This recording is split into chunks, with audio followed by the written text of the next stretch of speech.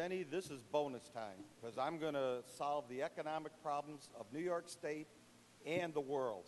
So, you don't get this for the pay I'm getting. This is really a very magnanimous thing for me to do. But, we need to, number one, raise the minimum wage at the federal level. We can't disadvantage New York State. That's number one. If you want to go to 15, it should be nationwide.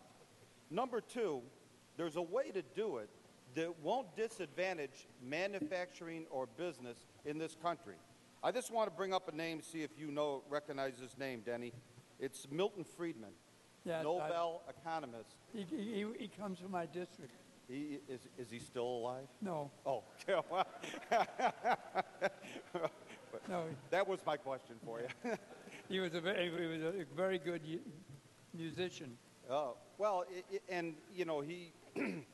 he was the author, for people that don't know Milton Friedman, he was the author of a lot of economic textbooks for high school and for college. Yeah. Nobel Prize winning economist. And he had an idea of what he called a reverse mortgage, a reverse income tax. Yeah.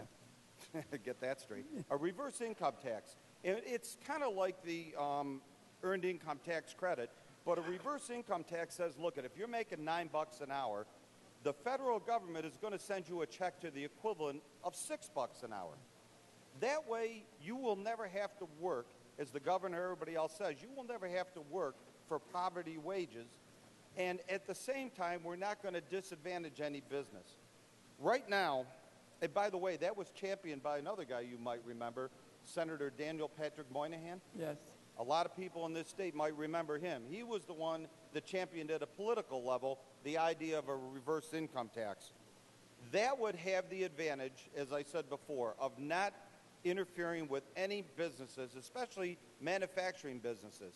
The reason why we have a big push, Mr. Speaker, for $15 an hour is because we have so many people nowadays that are making less than $30,000 a year.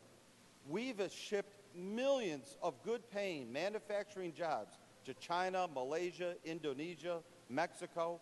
We're shipping these jobs out. We're forcing Americans that had good-paying jobs to work for less money. We're bringing tens of millions of immigrants into this country, some legal, some illegal, and they are working for less money and suppressing wages of native-born Americans. And it's not about race, Hispanic, Asian. It doesn't make any difference. The reality is when you have more people fighting for lower-paying jobs, the wages are going to go down. And a reverse income tax done at the federal level would not cost us any more money in social services because it could be done through the IRS. And if you work full-time and you're making only $30,000 a year, guess what? You're going to get that check for $1,000 a month, and you can use that money for food, clothing, shelter, mortgage, whatever it is. I think that's a better idea, and I think we should be advocating for our representatives, Democrat and Republican, down in Washington, to start doing something like that. But if we decide that we're going to raise the wages in New York State, it's not very far to this slip across the border to Pennsylvania or Ohio. I mean, we've talked about we're the yogurt capital now, right? Mr. John, yes. Can you let Mr. Farrell sit while you expound on this theory? No, it's all He's right. been standing for 2 days. It'd be nice to let him sit. I know. No, he's coming to a question. In a minute. Well, yeah, it'll come out sooner or later. Well, my question is, Denny, don't you agree with me? Yes. Yes, we called it earned income tax credits. Right. And that's what we're doing now. But we're doing that, and it is done. They've done a fantastic job with that as it is now. And you're right. If we can do better, it would be a very good way to go. Well, what I'm getting, and I agree with you, Denny, but what I'm getting at is we can't disadvantage New York State. In Western New York and upstate New York, we are losing 100,000 people a year. Yeah. That's the reason why every 10 years we lose 1 or 2 congressional seats. No, it's because we're not growing. Not because New York State we're losing it because we're not growing as fast as Florida, Texas, and California go. Because we're the same we were 50, 40 years ago. Right. I think we're almost up to 19 million now. Right. So, but anyway. We Well, digress. and the other thing I wanted to bring up, too, is the fact that when it comes to the state budget, we're racking up upwards of $2 billion a year in debt. As my former colleague was just saying, yes, we do balance the budget. Yeah. And with a $150 billion budget, and it only goes up 2%, that's $3 billion. But we are not bringing in an extra $3 billion in revenue every year. In fact, with this budget, we're going to talk about spending more. We're going to talk about having tax cuts. We're talking about having less revenue coming in, more debt on the books. We're getting very close to the debt limit in New York. And I look around, and I'll tell you, Mr. Speaker, the only area that I see that we have money here is something called the New York State Pension Fund. And that's about $180 billion. And I can guarantee you that the workers in New York State, and the people that work or getting a pension or are going to get a pension, do not want to see an administration now or in the future going and taking that money. Yeah. But if we have a financial emergency, that's the first place they're going to go, and it's going to affect some people that really can't afford to have their pensions cut. Well, you know, New York State has been a very wonderful state. If you look over the last 50, 60 years, we've gone up and down. We've had all those problems, but we've always moved forward. I'm surprised at people talking about getting into debt. There is an amount of debt you can do, and the things we build would not be built if we didn't do it. I mean, everybody wants us to cut the taxes, but they don't want a pothole in their roads. They want to make sure their children go to school, and they don't want to be 40 in a classroom.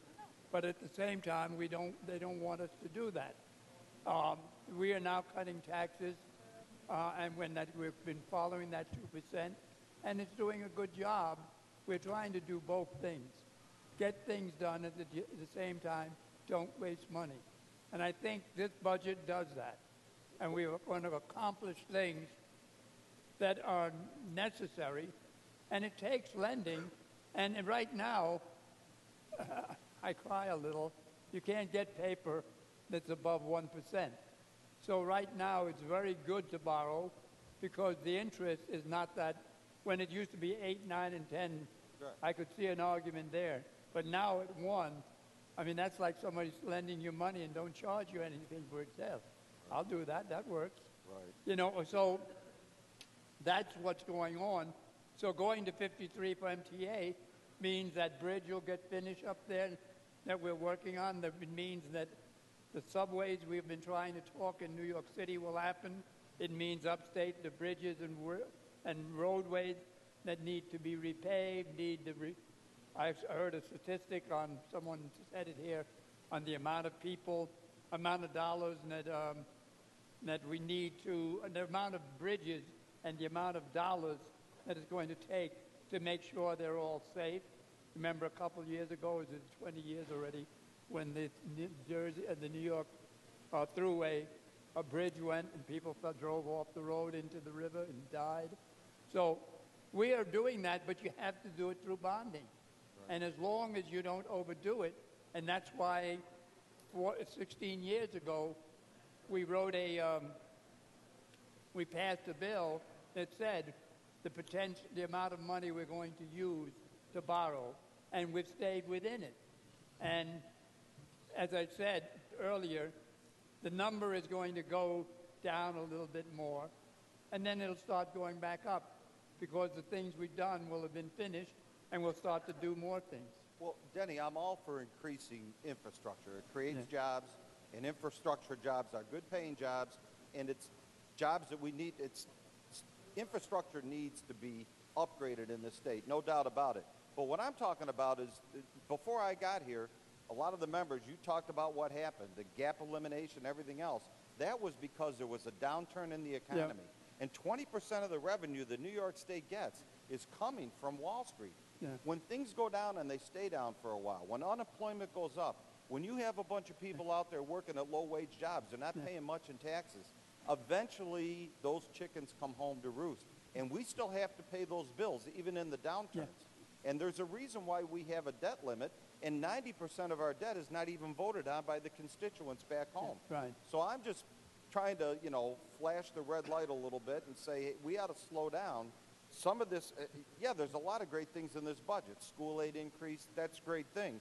But we cannot, it's unsustainable to continue to go on and pile on debt the way we're doing. And I wanted to bring to you and my colleagues. Thank you. Thank you, Denny.